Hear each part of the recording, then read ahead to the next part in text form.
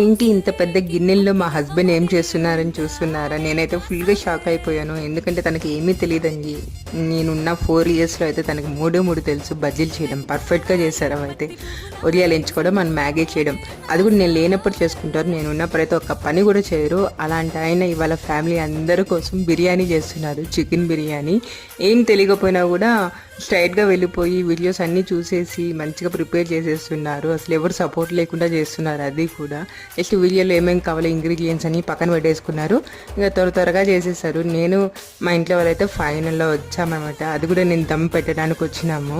తనకు తెలియట్లేదు అది ఎక్కడుందా అని చెప్పి రోలు. దానికోసం నేను ఎతికి పెట్టాను అంతే, ఇంకేమీ హెల్ప్ చేయలేదు. మిగతా అన్నీ చేసేసారు.